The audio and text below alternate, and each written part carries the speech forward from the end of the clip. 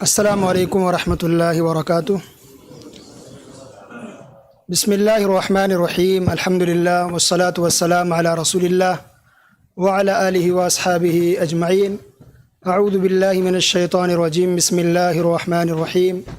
لن تنالوا البر حتى تنفقوا مما تحبون وما تنفقوا من شیء فإن اللہ بہ علیم۔ میرے محترم بھائیوں، دوستوں، ساتھیوں، جیسا کہ آپ نے سنا، میرا موضوع ہے وقف کی اہمیت اور موجودہ مشکلات کا حل۔ سوشل میڈیا میں آج کل بہت ہی زیادہ یہ ٹاپک دیکھا جا رہا ہے، سنا جا رہا ہے، لوگ بات کر رہے ہیں، خاص کہ انڈیا کے ماحول میں وقف بورڈ اور اوقاف سے متعلق ہنگامہ چل رہا ہے۔ تو اس لیے آئیے ہم اس تعلق سے اس موضوع کو سمجھنے کی اور جاننے کی کوشش کرتے ہیں۔ تو سب سے پہلے آئیے ہم یہ سمجھتے ہیں کہ وقف یا اوقاف کہتے کس کو ہیں، اس کا کیا مطلب ہے۔ تو وقف ایک عربک لفظ ہے جس کا ڈکشنری کے اندر، لغت کے اندر معنی ہوتا ہے روکنا، کسی بھی چیز کو روکا جائے اس کو کہتے ہیں وقف۔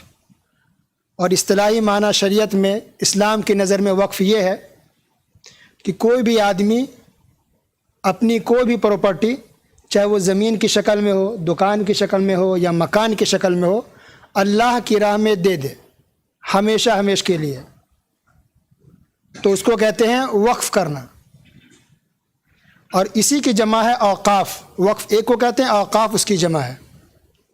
تو یہ معنی مطلب ہو گیا کہ کوئی آدمی اپنی پراپرٹی، اپنی جائیداد ثواب کی نیت سے اللہ کی راہ میں دے دے ہمیشہ کے لیے، تو اس کو وقف کرتے ہیں، اس کام کو۔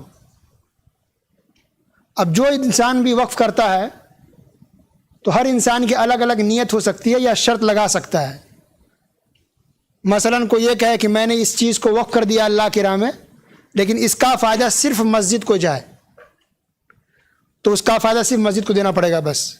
تو جو انسان وقف کر رہا ہے کس نیت سے کیا، کیا شرط لگایا، اس کو بھی جاننا اور دیکھنا ضروری ہے۔ کسی نے وقف کی کوئی چیز مدرسے کے لیے کہ اس وقف سے جو بھی آمدنی آئے گی، جو انکم آئے گا مدرسے کو جائے، تو اس کو ہم صرف مدرسے میں خرچ کر سکتے ہیں بس۔ اور اگر کوئی انسان شرط لگا دے کہ نہیں، اس وقف سے جو آمدنی انکم آئے گا وہ صرف بیواؤں کو جائے گا یا یتیموں کو جائے گا، یتیموں کی کفالت ہوگی، تو صرف وہیں خرچ کیا جائے گا۔ اور کچھ لوگ ایسے ہوتے وقف کرنے والے جو کہتے ہیں کہ نہیں، ہم نے اللہ کے راہ میں دے دیا، جو بھی ہے مسجد، مدرسے، بیوہ، یتیم، مسکین، ہر جگہ خرچ کیا جائے، تو پھر اسی حساب سے وہاں پر اس کی آمدنی کو خرچ کیا جائے گا۔ تو جو شرعی مسئلہ ہے وقف سے متعلق، ان چیزوں کو جاننا مسلمان کے لیے ضروری ہے کہ پہلے انسان سمجھے کہ شرعی احکام و مسائل وقف سے متعلق کیا ہیں، کیونکہ وقف اوقاف ایک شرعی مسئلہ ہے، ایک دینی مسئلہ ہے، اور اس کا جواب ملے گا میڈیا کے اندر نہیں، نہ ٹی وی چینل پر، بلکہ یہ مسئلہ ملے گا آپ کو قرآن و حدیث کے اندر، جس کو بیان کریں گے ہمارے بڑے بڑے علماء کرام۔ لیکن افسوس کی بات ہے کہ لوگ اس کا حل ڈھونڈنے جاتے ہیں ٹی وی کے پاس، ٹی وی چینل کے پاس، میڈیا کے پاس، تو لوگ خود بھی گمراہ ہو رہے ہیں اور بیان کرنے والا بھی گمراہ ہو رہا ہے۔ اچھا، یہ بھی عجیب بات ہے کہ وقف کے بارے میں بیان کرنے والے لوگ بھی، اینکرائن باتیں کر رہے ہیں، اس کو وقف سے متعلق بنیادی باتیں بھی معلوم نہیں ہیں۔ عجیب عجیب لوگ بات کر رہے ہیں کہ سن کر کے انسان کو ہنسی آ جائے کہ بنیادی بات بھی انسان نہیں جان رہا ہے اور پھر بھی وقت کے بارے میں گفتگو کر رہا ہے، سوال ہے، جواب ہے، انٹرویو چل رہا ہے۔ یہ بالکل ڈینجر، خطرناک بات ہے۔ دیکھیے، ہر چیز کی ایک فیلڈ ہوتی ہے۔ اگر آپ بیمار پڑیں تو جائیں گے ڈاکٹر کے پاس، ٹیلر کے پاس نہیں پہنچیں گے۔ اگر آپ کو جوتا خریدنا ہو تو ہاسپٹل نہیں جائیں گے، ورنہ آپ کو دوڑا دیا جائے گا الٹے پیر۔ تو اسی طرح وقف کا مسئلہ یہ دینی شرعی مسئلہ ہے۔ تو وقف کے مسئلہ مسائل کو جاننا تو علماء کرام کے پاس جائیے۔ اور اگر وقف بورڈ انڈیا کے ماحول کے حساب سے، جب کسی بھی ملک میں اگر وقف بورڈ کے بارے میں جاننا ہے تو اس کے جو قانون کے، چونکہ یہ قانونی ایک مسئلہ ہو گیا، وقف بورڈ جو بنا ہوا ہے ہندوستان کے اندر، تو ایک قانونی مسئلہ ہے، تو اس قانون کی جو معاہرہ کون بتائیں گے؟ وکیل بتائیں گے، جج بتائیں گے، یہ قانونی مسئلہ ہے، تو ان کے پاس جانا چاہیے، ان کی باتیں سننی چاہیے، وکیل کی بات یا جج کی بات۔ یہ اینکر کی بات سن کے، ادھر ادھر کے لوگوں کی بات سن کر کے انسان اپنا بھی وقت برباد کرتا ہے اور لوگوں کو مس گائیڈ کیا جا رہا ہے۔ تو وقف کا مسئلہ جب سے اٹھا ہے، بہت ساری غلط فہمی بھی پھیلائی جا رہی ہے اور گمراہ کیا جا رہا ہے لوگوں کو۔ تو آئیے سب سے پہلے ہم وقف کے جو شرعی مسائل ہیں اور شریعت کے اندر اس کی کیا ضرورت ہے، کیا اہمیت ہے اور کس طرح لوگوں نے وقف کیا ہے، اس کو ہم جاننے کی کوشش کرتے ہیں۔ تو ایک مسئلہ تو آپ نے جان لیا، بلکہ دو مسئلہ کہ وقف کہتے ہیں کس کو ہے، نمبر ایک، اور نمبر دو کہ وقف کرنے والا جس نیت سے اور جس شرط کے ساتھ وقف کیا ہے اس کو اسی مد میں، اسی مصرف میں، اسی چیز میں خرچ کیا جائے گا۔ اگر کسی نے مسجد کی شرط لگائی ہے تو مسجد میں خرچ کریں گے، کسی نے مدرسے کی شرط لگائی ہے تو مدرسے میں خرچ کریں گے، اور کسی نے رفاہ عامہ کے لیے کہا کہ جہاں بھی مناسب سمجھیں آپ خرچ کریں تو وہاں خرچ کیا جائے گا۔ اس چیز کا خیال رکھنا بہت ضروری ہے کیونکہ یہ امانت ہے۔ تیسرا مسئلہ اس تعلق سے یہ ہے کہ وقف ایسا مسئلہ ہے کہ اگر کسی نے وقف کر دیا، اپنی زمین، اپنا گھر، کسی بشرا گھر ہے یا دکان یا اور کوئی پراپرٹی، تو وقف کرنے کے بعد وہ انسان اگر چاہے مثلا 4 سال کے بعد کہ ہم واپس لے لیں تو واپس نہیں لے سکتا ہے، نہ اس کو بیچ سکتا ہے، نہ کوئی اور اس کو خرید سکتا ہے، نہ اس کا کوئی وارث اور میراث بن سکتا ہے۔ ایک بار انسان وقف کر دیا تو انسان وقف کرنے والا بھی اس کو واپس نہیں لے سکتا ہے، اور وقف کرنے والا انسان بھی اس کو بیچ نہیں سکتا کبھی بھی زندگی میں نہیں۔ تو اب اسی سے سمجھ سکتے ہیں کتنا ایک سنجیدہ مسئلہ ہے، حساس مسئلہ ہے کہ آج لوگ ذمہ دار جو وقف کے بورڈ پر جو کام کر رہے ہیں وہ کیسے بیچ سکتے ہیں کسی اور کی پراپرٹی کو؟ وہ تو ایک مینیجر ہے، بس ذمہ دار ہے۔ تو وقف کرنے والا انسان بھی وقف پراپرٹی کو نہیں بیچ سکتا۔ یہ ایک بنیادی بات ہے وقف سے متعلق، ایسی چیز ہے یہ، وہ ہمیشہ کے لیے اللہ کی راہ میں جو کسی نے وقف کر دیا تو کر دیا، اب اس کو انسان لوٹا نہیں سکتا ہے۔ سب سے پہلے کس نے وقف کیا؟ تو اس کا جواب یہ ہے کہ علماء کرام نے کئی باتیں بیان کی ہیں۔ نبی کریم صلی اللہ علیہ وسلم کو کسی نے کھجور کے 7 باغ دیے، 6 اور 1 7۔ پیارے رسول صلی اللہ علیہ وسلم نے ان 7 باغوں کو وقف کر دیا، اللہ کی راہ میں دے دیا، اور یہ سن 3 ہجری کا واقعہ ہے۔ تو یہ کہہ سکتے ہیں کہ سب سے پہلا وقف اللہ کے رسول صلی اللہ علیہ وسلم نے خود کیا ہے۔ اسی طرح عثمان بن عفان رضی اللہ تعالیٰ عنہ نے کنواں کو وقف کر دیا تھا، پینے کا پانی۔ صحابہ کرام مدینے کا بہت پریشان تھے پینے کے پانی کے لیے، خاص کر کے جب مہاجرین صحابہ کرام مکہ سے جب مدینہ پہنچے تو پینے کے پانی بہت کم تھا اور کنواں سوکھ بھی جاتا تھا، اور جو کنواں جس میں اچھا پانی تھا، میٹھا پانی تھا، جو آج مسجد قبلتین کے ٹھیک سامنے ہے، مدینہ یونیورسٹی سے بالکل تھوڑا پہلے اگر وہاں جا رہے ہیں، مسجد نبوی اور مدینہ یونیورسٹی دونوں کے بیچ میں، مسجد قبلتین سے بالکل قریب ہے، وہ کنواں آج بھی موجود ہے جس کو عثمان بن عفان رضی اللہ تعالیٰ نے وقف کیا تھا۔ تو پانی کی پریشانی ہو رہی تھی پینے کے لیے، میٹھا پانی نہیں مل پا رہا تھا، اور اس کنویں کا جو مالک تھا وہ پانی کو بیچتا تھا، اور صحابہ کرام کے پاس پیسے نہیں تھے کہ پینے کا پانی خرید کے پی سکے، پریشان۔ تو عثمان بن عفان رضی اللہ تعالیٰ عنہ نے 35,000 درہم میں اپنے جیب سے، کوئی چندہ نہیں کیا، کوئی پیسے اکٹھے نہیں کیے، اپنے جیب خاص سے 35,000 درہم خرید کر کے مسلمانوں کے لیے پینے کا پانی وقف کر دیا۔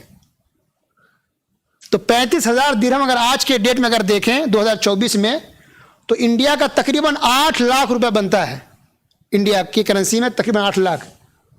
تو یہ تو 1400 سال پہلے کی بات ہے، تب جڑے کتنا بنے گا؟ یعنی کروڑوں روپے بن رہا ہے، بلکہ اربوں میں یہ کرنسی چلی آ گئی، یہ قیمت چلی آ گئی اس کنویں کی۔ اتنی بڑی قیمت میں عثمان بن عفان رضی اللہ عنہ نے کنویں کا پانی، کنواں بلکہ خرید کر کے مسلمانوں کے لیے وقف کر دیا۔ تو یہ ایک مثال ہے وقف کی اسلام کے اندر۔ اسی طرح ایک مشہور جو واقعہ ہے عمر بن خطاب رضی اللہ تعالیٰ عنہ کا، بلکہ بعض نے دعویٰ کیا کہ پہلا وقف انہی کا ہے۔ تو خیبر، جو جنگ خیبر ہوئی تو خیبر کی زمین ملی مال غنیمت میں، عمر فاروق رضی اللہ تعالیٰ عنہ کو بھی مال غنیمت میں وہاں کی زمین ملی۔ پیارے رسول صلی اللہ علیہ وسلم کے پاس آ کر کے مشورہ کیا، یہ صحیح مسلم کے اندر یہ حدیث موجود ہے، اور حدیث کی کئی کتابوں میں یہ واقعہ موجود ہے، سنن ابی داؤد میں اور سنن ترمذی وغیرہ میں ہے۔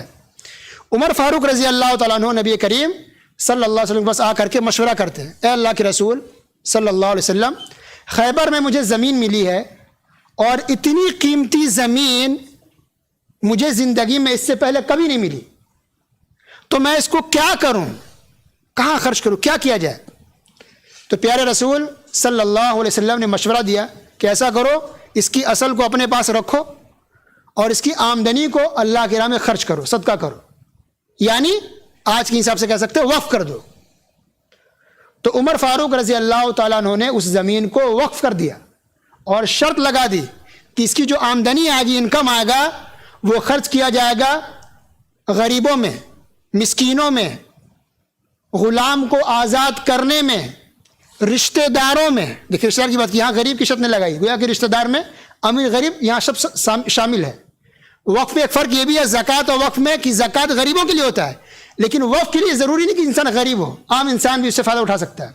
تو کہا کہ جو میرے رشتہ دار ہوں گے ان پر بھی اس میں سے خرچ کیا جائے، اور مجاہدین کی تیاری کے لیے بھی اس وقف میں سے خرچ کیا جائے، مسافروں پر بھی اس میں سے خرچ کیا جائے.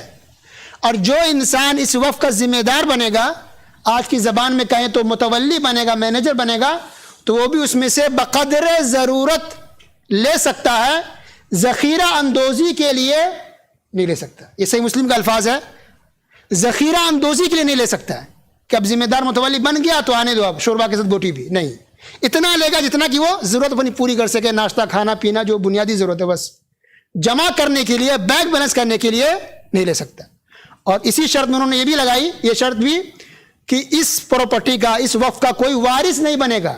اور یہ بھی آپ نے کلیئر کر دیا کہ اس پراپرٹی کو نہ بیچا جائے گا اور نہ خریدا جائے گا. یہ پوری یہ بات کس کی ہے؟ عمر بن خطاب رضی اللہ تعالیٰ عنہ کی. تو انہوں نے خیبر کی زمین وقف کی اور یہ شرطیں لگا دی. اور اس واقعہ سے بہت سارے مسائل کا حل نکل جاتا ہے، اور بہت سارے مسائل کا ہمیں پتہ بھی چلتا ہے. اس میں سے ایک مسئلہ یہ بھی ہے کہ پراپرٹی اگر کسی نے وقف کر دی ہے تو نہ اس کو خرید سکتا ہے اور نہ بیچ سکتا ہے. اور اس حدیث سے بھی پتہ چلا کہ اس کا کوئی وارث نہیں بن سکتا ہے، کہ باپ نے وقف کر دیا تو بیٹا آ کے حق اپنا جتائے نہیں، بیٹی آ کر کے حق مانگے نہیں، بیوی آ کے حق مانگ رہی ہے بیوہ نہیں، ختم. وقف کر دیا وہ اللہ کی راہ میں. اب اس کا دعوے دار کوئی نہیں بن سکتا ہے، نہ اپنا نہ پرایا. اور یہ بھی پتہ چلا کہ اس کے مصرف کیا کیا ہو سکتے ہیں. وقف کے مسافروں پر بھی خرچ کیا جائے گا، سبحان اللہ. اور اس حدیث سے بھی پتہ چلا کہ انسان جب کوئی بڑا کام کرنا چاہے تو علماء کرام سے مشورہ کرنا چاہیے. انہوں نے آ کر کے پیارے رسول صلی اللہ علیہ وسلم سے مشورہ کیا. حالانکہ خود بہت ذہین تھے، پڑھے لکھے تھے ماشاءاللہ، بلکہ ان کا شمار صحابہ کرام، علماء صحابہ کرام میں ہوتا ہے، پھر بھی انہوں نے مشورہ کیا ہے. اور آج ہم لوگ کی کیا حالت ہے کہ دنیا کے تمام لوگوں سے ہم مشورہ کر لیں گے لیکن علماء کرام سے مشورہ نہیں کرتے. لچوں سے، لفنگوں سے، نیتاؤں سے، جھوٹوں سے، داغا بازوں سے مشورہ کرے گا انسان. میں زمین خریدوں نہیں خریدوں، کیا کروں، سب مشورہ کرے گا، لیکن علماء کرام سے مشورہ انسان نہیں کرتا ہے. انا للہ و انا راجعون. علماء کرام کو اللہ نے علم کی وہ دولت دی ہے، ان کے اندر وہ اللہ نے وہ فراست، وہ فہم رکھی ہے جو عام انسانوں میں نہیں ہے. اللہ تعالیٰ نے علماء کرام کو وہ ذہن دیا ہے، وہ دور اندیشی دے رکھی ہے کہ عام انسان اس بات کو سمجھ نہیں سکتا ہے. اس لیے علماء کرام کی جو مقام و مرتبہ پہلے تھا وہ آج بھی ہے اور قیامت تک رہے گا. اس کو کوئی انسان ختم نہیں کر سکتا. تو یہ ہے وقف کے بارے میں یہ ایک مشہور واقعہ عمر فاروق رضی اللہ تعالیٰ عنہ کا. اسی طرح ابو طلحہ رضی اللہ تعالیٰ عنہ، ان کے پاس بھی کھجوروں کا باغ تھا. جب اللہ رب العالمین یہ آیت نازل فرمائی سورہ آل عمران کی 4 پارہ کی سب سے پہلی لائن لن تنالوا البر حتى تنفقوا مما تحبون، اللہ سبحانہ وتعالی نے ارشاد فرمایا کہ تم لوگ نیکی کے اعلیٰ مقام کو اس وقت تک نہیں پہنچ سکتے جب تک کہ تم لوگ اپنی بہت پسندیدہ اور محبوب چیز کو اللہ کی راہ میں خرچ نہ کر دو. تو جب یہ انہوں نے سنی تو ان کے دل میں آیا کہ میرا پسندیدہ باغ تو یہ ہے، تو میں چاہتا ہوں کہ میں اللہ کی راہ میں خرچ کر دوں. تو ابو طلحہ رضی اللہ تعالی عنہ نے بھی اپنے کھجور کے وہ باغ جو بہت قیمتی تھا اور اس کے اندر پانی بھی نکلتا تھا، کنواں تھا میٹھا پانی کا، اور اللہ کے رسول صلی اللہ علیہ وسلم کبھی کبھار اس باغ میں جا کر کے پانی بھی پیتے تھے، اپنی محبوب سب سے قیمتی اور پسندیدہ باغ کو ابو طلحہ رضی اللہ تعالیٰ عنہ نے اللہ کی راہ میں وقف کر دیا، دے دیا. اسی طرح سعد بن عبادہ رضی اللہ تعالیٰ عنہ کے بارے میں بھی آتا ہے کہ جب ان کی والدہ کا انتقال ہو گیا تو انہوں نے بھی ارادہ کیا کہ میں اپنا کھجوروں کا باغ کچھ اللہ کی راہ میں ماں کی طرف سے وقف کر دوں کہ اس کا ثواب ان کو ملتا رہے. اللہ اکبر. تو گویا کہ عہد نبوی میں ہی، یعنی نبی کریم صلی اللہ علیہ وسلم کے زمانے میں ہی کئی صحابہ کرام نے وقف کر دیا اللہ کی راہ میں، وقف کا سلسلہ شروع ہو چکا تھا. اور وہ مشہور حدیث اب سب کو معلوم ہے حدیث کی کئی کتابوں میں ہے, سنن ترمذی کے اندر بھی ہے. اللہ کے رسول صلی اللہ علیہ وسلم نے فرمایا اذا مات الانسان انقطع عمله, کہ جب انسان وفات پا جاتا ہے تو اس کے نیکیوں کا سلسلہ تو ختم ہو جاتا ہے, ٹوٹ جاتا ہے, ڈسکنیکٹ ہو جاتا ہے. الا من ثلاثہ, لیکن 3 چیزیں ایسی ہے, 3 کام ایسا ہے کہ اگر انسان کر کے جائے دنیا سے تو مرنے کے بعد بھی اس کو ثواب ملتا رہے گا. نمبر 1 صدقۃ جاریہ, انسان صدقہ جاریہ کر کے جائے, مرنے سے پہلے جیتے جی صدقہ کر لے تو قبر میں ہوگا لیکن اس کو ثواب ملتا رہے گا. اس حدیث کا اصل مفہوم یہی ہے کہ انسان خود اپنے سے صدقہ جاریہ کرے.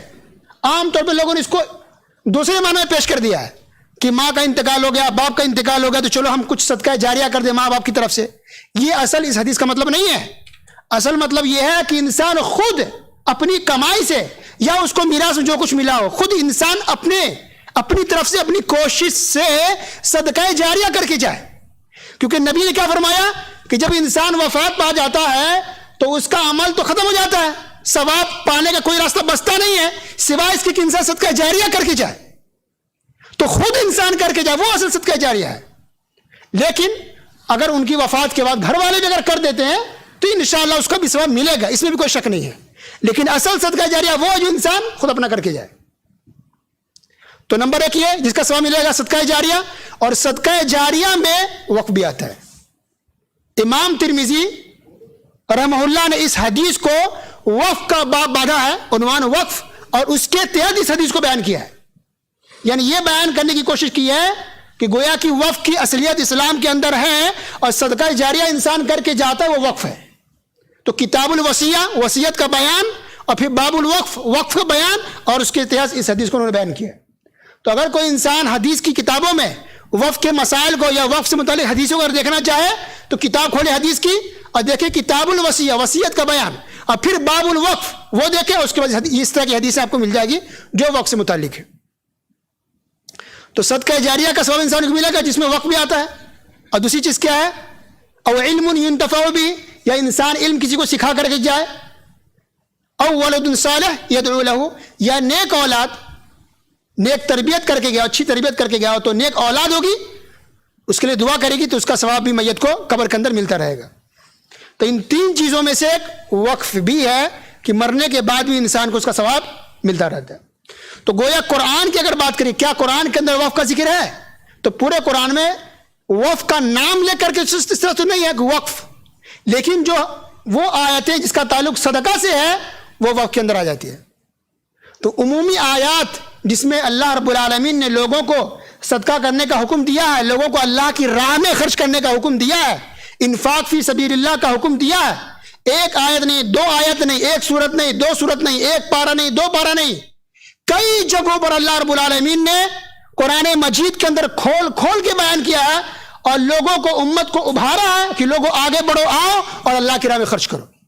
اس میں سے ایک آیت یہ بھی ہے, لن تنالوا البر حتى تنفقوا مما تحبون, کہ تم نیکی کے اونچے مقام کو اس وقت تک پہنچ نہیں سکتے جب تک کہ اللہ کی راہ میں خرچ نہ کرو. تو صدقہ کے لیے ہے اور پھر وقف کے لیے بھی آیت ہے.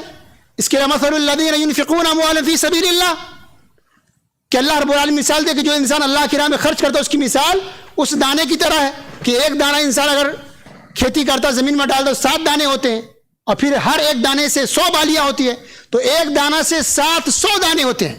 یہ مثال اگر انسان اللہ کی راہ میں خرچ کرتا ہے تو, یعنی اگر 1 روپیہ خرچ کرتے ہیں تو 700 روپے کے برابر ملے گا, اور اللہ تعالیٰ اس سے بھی اور بڑھا کے بھی دیتا ہے. تو اس طرح کی جو آیات ہے کہ اللہ کی راہ میں خرچ کیا جائے, یہ آیت وقف سے متعلق بھی ہے. اور پھر صحابہ کرام نے باقاعدہ قرآن اور حدیث پر عمل کر کے دکھایا ہے کہ عام صدقہ بھی کیا ہے اور پھر وقف بھی کیا ہے.